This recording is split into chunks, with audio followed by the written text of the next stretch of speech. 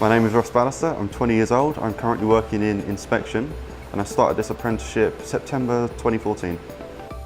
Silverson's a great place to work, everyone's really friendly, they offer a great apprenticeship, good wage for an apprenticeship, and the work they produce is of great quality, you can be proud of what you make. I know I didn't want to work in an office and I wanted to work with my hands, and I saw an advert in the paper and came along and I loved it and knew that's what I wanted to do.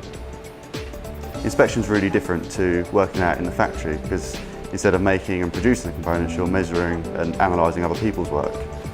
And although I prefer the making side of things, I find this is really important because when I go back out there, I'm going to know what needs to be done, what's important, and how they check things.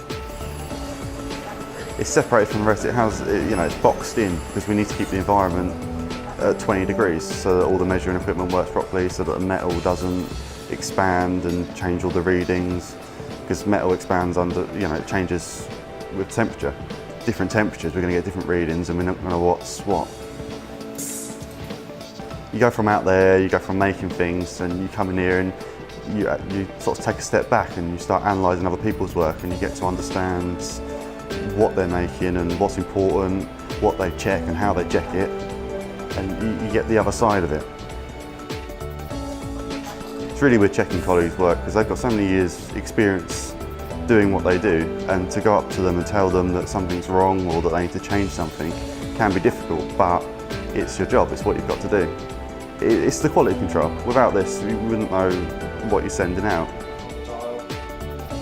Checking between operations to make sure that if anything's wrong, we catch it early on so that other people don't then do the rest of the operations, finish the product, and then that it turns out to be a load of waste of time because it was scrapped from the beginning.